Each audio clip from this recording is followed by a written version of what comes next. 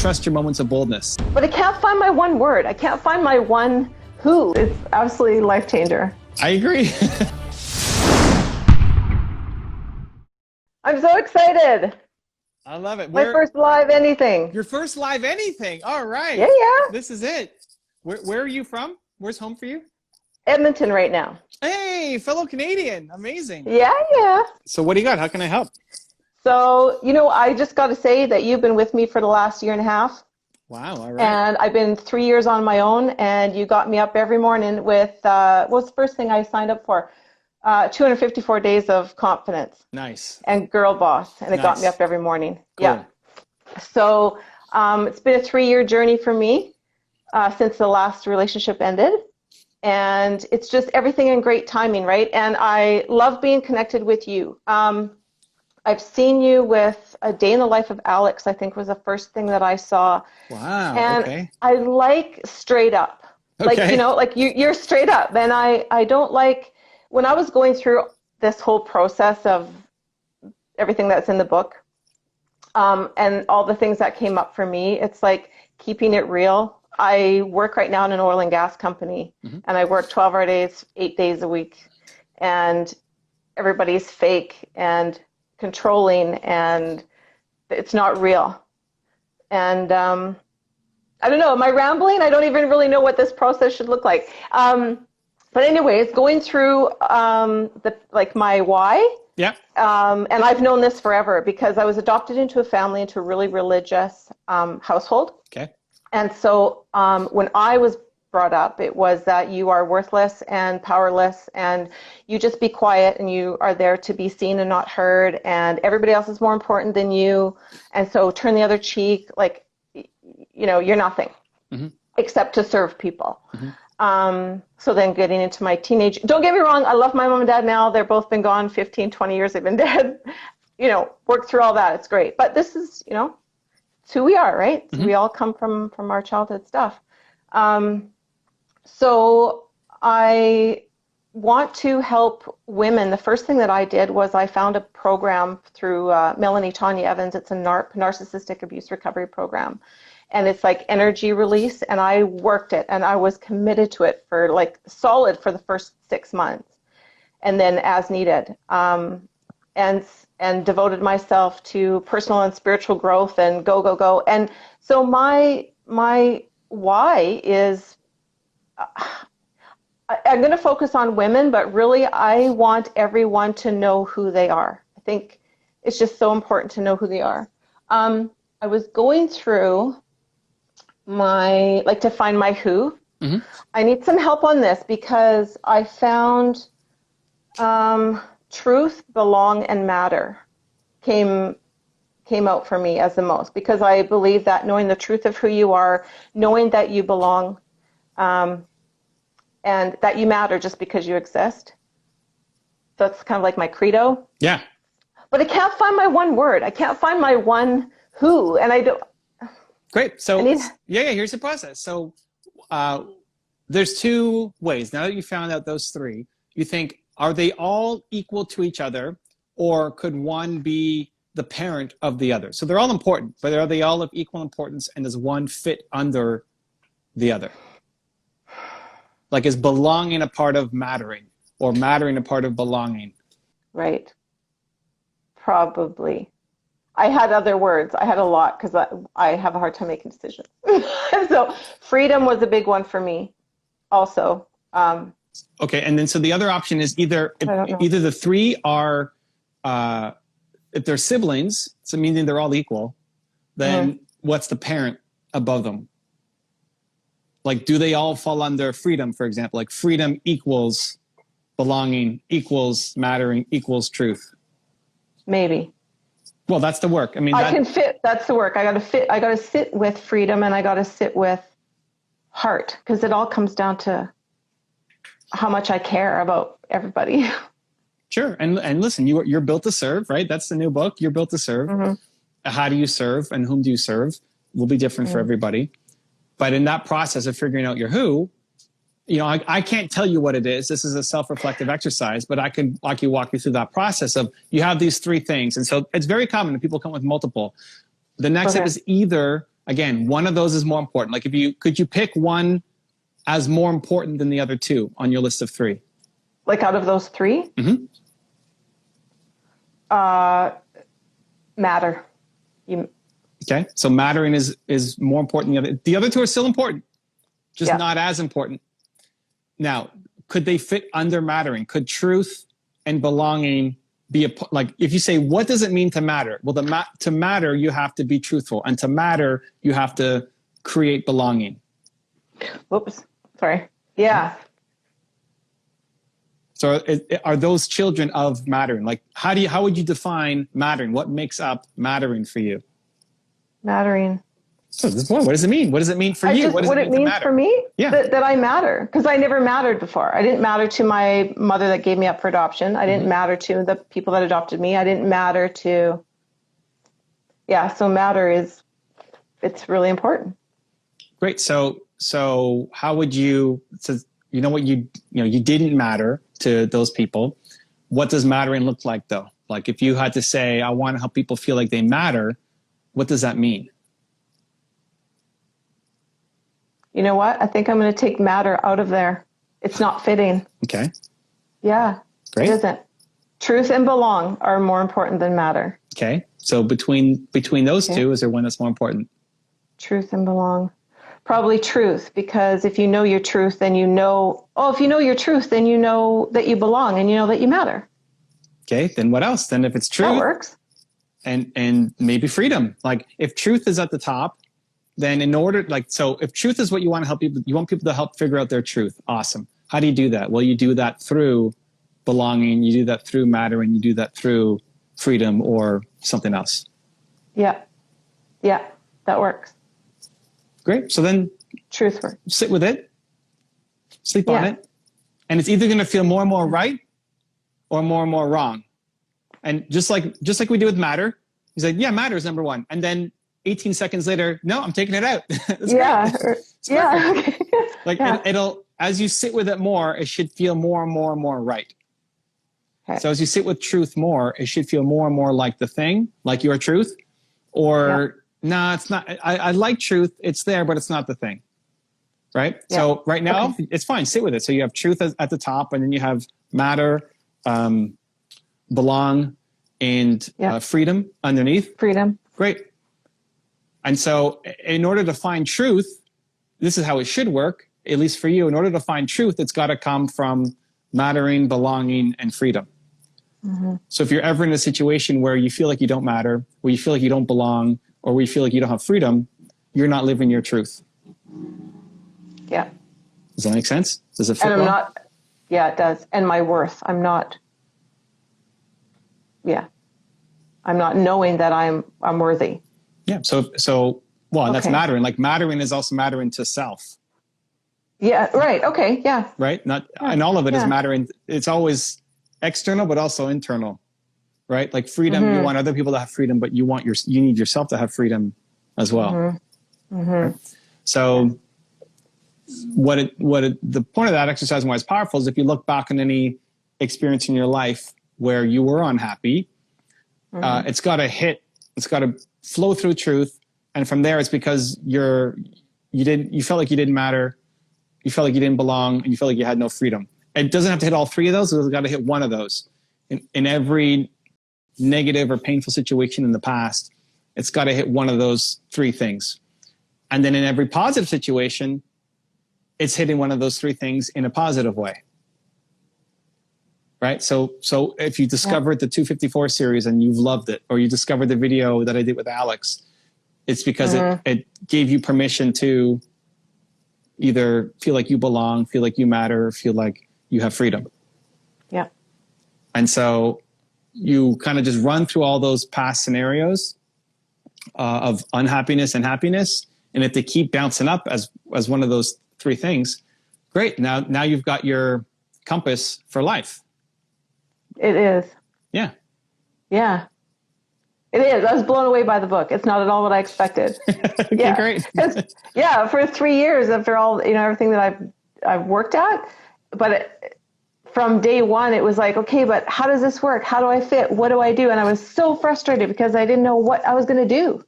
And this book just put everything out there, like everything, literally from beginning to end. Yeah, it brought up a lot. Cool. Thank you. So that works. That helps me. Great. And sit on it. Like don't judge yourself too harshly about finding it right in the moment. Some people get it quick, and some people it's just got to sit and stew. So you check in tomorrow morning, say how you're feeling about truth at the top with the 3 underneath.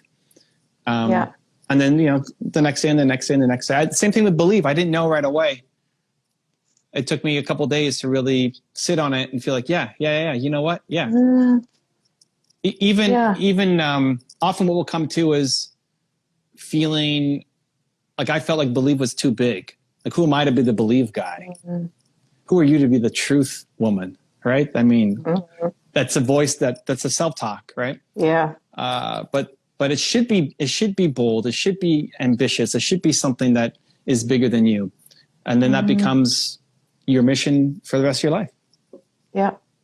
Oh, it feels so great just to, struggling through work and a job that I hate, and now to find what no kidding, I won't have to push myself every day to do it. I'm just so excited about it.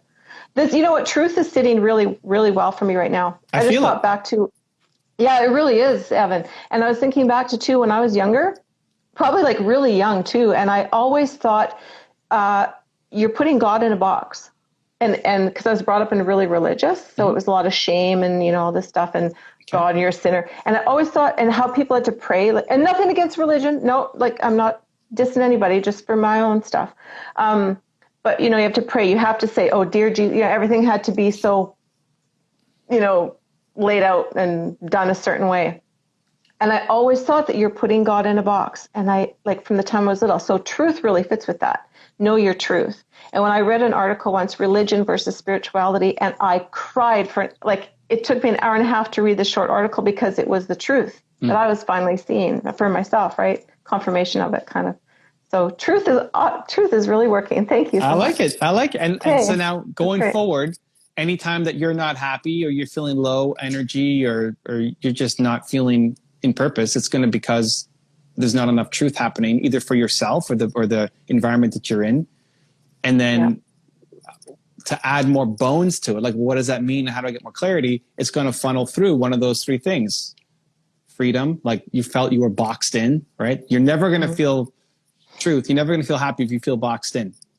I mean, a lot of people would say that, but especially you, it's really important to you because you were boxed in early on, and you're going to rebel against it and not want to be a part of it.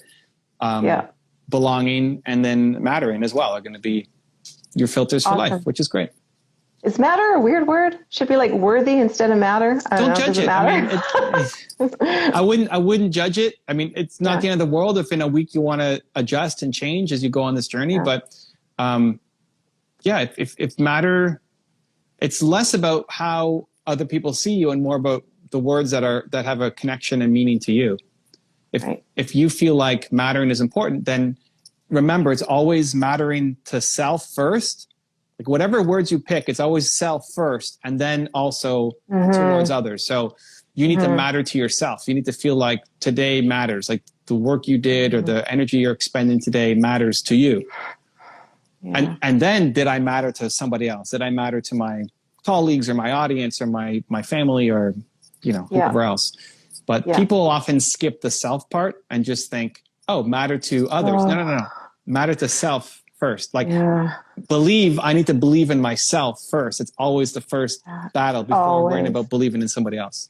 Yeah, which is so backwards for so many people. Like even other groups that I'm in, and there's just women, like every day, hundreds of them, and they're all like, well, I dated this guy 10 years ago and he cheated on me, but now he wants to get back together. And like, what do you think? What do you think? If you knew yourself and you loved yourself and you wouldn't even question that. Like and it's everywhere, and it's really everywhere. Well, this is where, like, if you're going to go on a mission now to help people find their truth, even just helping people discover what their who is can give them clarity and power to fix a situation. Like somebody is going to go, here's the thing. Like if somebody says, well, that person cheated on me 10 years ago and now wants to come back together, maybe their who is loyalty. And this is why they're so conflicted, because they value loyalty and they feel like they're being disloyal by not going back to that person. Yeah. So it's helping them understand that they value loyalty, and your who is your greatest strength, but is also your greatest weakness. Like the challenge for someone like her would be, well, she's being loyal maybe to him, to a guy who doesn't deserve it, and she's being disloyal to herself. So in helping people understand their who, their most important core value, it just gives them the compass. It gives them perspective that they didn't otherwise see. And then it helps them have the courage to do the thing that they need to go off and do right now in the situation that's holding them back. Yeah. Yeah. Absolutely. Yeah. Life-changing. It's absolutely life changer. I agree. Yeah, of course. Yeah. I mean, so here's the thing. When I wrote the book, Your One Word, and then we have it in Built to Serve as well. But when I wrote it, I was thinking of it more as a personal exercise. Like, what should you do with your life? How do you figure out your one word, your who, and how do you apply that to your life? What I wasn't expecting is how much people use it for the people around them. So companies have everybody in their team go through the who process, figure out their one word. Because if you know that somebody's who is loyalty versus somebody else's word who is creativity versus somebody else's word who is creativity or love or something else, like, you know how to manage that person better. You know how to guide them better. For sure. Which I wasn't even thinking. Like, I wasn't thinking of it as a mentoring or guiding handbook, but it definitely becomes it. So if that woman comes to me and says, hey, I'm thinking of getting back together with my ex-boyfriend from 10 years who cheated on me, I need to know what operating system she's running at. Because if I'm running it through believe, maybe her one word isn't believe. And so it doesn't matter what I would do. I need to understand what she should do. And so if her one word, if her word is loyalty versus her word is trust versus her word is something else, you know how to push to get the best result for her, not for you and what you would do. Yeah. It's like the 5 love languages times 1,000. Yeah. Well, it's what it is. Really? It's like, it's and all those Myers-Briggs and blah, blah, blah. Yeah. It's exactly it. Just instead of boxing people in, it's a little more work because you have to do, it'd be great to say, you're a INFJ or whatever. These little boxes, which are convenient. Just fill out this survey and you've got your results. Versus now you got to do a little bit more work. Like, let's just figure out what your values are. But once you figure it out, it's for life. Like, you're gonna, when you're 95 years old, you're not gonna not care about truth anymore. Yeah, you're still gonna be important to you. Believe is still gonna, if anything, it's just gonna be more important as you gain more confidence, more experience, more wisdom in it. Yeah. That was what I was searching for so long. And it's all in there, Evan. Love it. Thank you. Thank you. Thank you. I'm so excited. Awesome. Well, what else? We got a couple more minutes left. What else do you got? We got a couple minutes? Okay. Hang on. I got my questions on my OneNote. I've got my name for Instagram and Twitter and already had Facebook. I was anti-Facebook, anti-everything for years. My oldest daughter kept trying to convince me to get it. Okay. So I just did my name, Linda Nodland, and Nodland has always been such a hard word. It's my adopted family's name. My birth name is Nordstrom.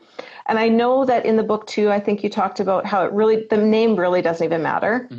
But does it? I mean, like, I don't know. Like, I sometimes think I should just do Linda Jane instead of Linda Nodland. Like, does it matter? Okay. So here's, I don't know why I'm thinking this for you, but one, it doesn't matter. So, Gary Vaynerchuk, you don't know how to spell Vaynerchuk until you figure it out. Xerox, the founder of Xerox, wanted to make his company, like, Xerox is Xerox, right? He wanted to make it so difficult that people didn't know what it was, but once you learned it, you never forgot it. Once you know how to spell Xerox, you don't forget how to spell Xerox. So I wouldn't worry so much about the name. What I would do, though, is try to make a decision based out of boldness instead of scarcity. You're worried that people won't remember the name and that it's too hard to pronounce and that they won't know how to type it and spell it, which is all scarcity limited kind of thinking, as opposed to, if I was going to change my name to your original name, like Nordstrom, it'd be because I'm making a bold decision to say, I don't connect with my adopted family and how they raised me. And so I'm embracing my truth, and I'm a Nordstrom. I'm a Nordstrom. I'm not that other name, right? I'm a Nordstrom. Yeah. Yeah. That's a bold, courageous move, right? Or if you're going to say Linda Jane, again, it's a bold move to say, I'm choosing my life.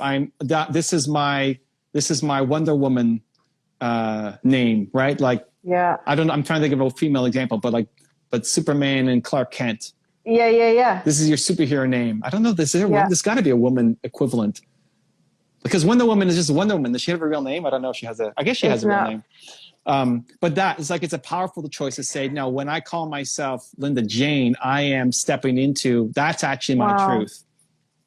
As opposed to, I'm changing my name because people won't remember my real one, right? Yeah. See the difference? Yeah, totally. So, embrace that powerful state. Like, imagine yourself as Wonder Woman, or like the boldest version of you who's living her truth. That woman, who does she call herself? Yeah. Do you call yourself Linda Nordstrom? Do you call yourself Linda Jane? Or do you call yourself your original name? And whatever that name is, that's what you go with. And if people don't understand it or don't remember it the first time, it's okay. They will learn to know your name. Okay. Perfect. Does one like bubble up as what? It's funny because of how I was raised in religion and all that stuff. Linda, my birth mom, or my adopted mom, named me. She got to name me Linda Jane. And she named me Linda Jane because Linda is beautiful and Jane is gift of God. So to her, I was a beautiful gift of God. So my youngest daughter, Callie, here's Callie Jane. Right? It's kind of... it's got to resonate with you, right? This is your truth. Yeah. Oh, that's so great. Awesome.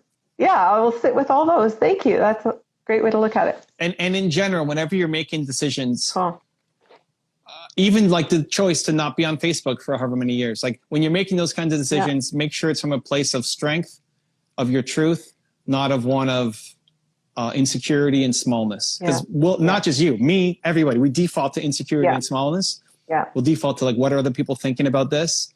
As opposed to, no, if I was my most bold, badass version of myself, well, how would that person show up? Right? Yeah. And then work to show up as that person. If even in moments, and then trust your moments of boldness. Because you might say, okay, that's it. I'm Linda Jane now. That's it. And then tomorrow you're going to look at it and say, oh, that seems so scary. No, like the decisions you make when you're feeling bold are the right ones for you. Yeah. And then your head talks you down from going off and doing them. So, no kidding. Yeah. Awesome. If you want to see another awesome one-on-one I did with an entrepreneur just like you, check out the video right there next to me. I think you'll enjoy it. Continue to believe, and I'll see you there.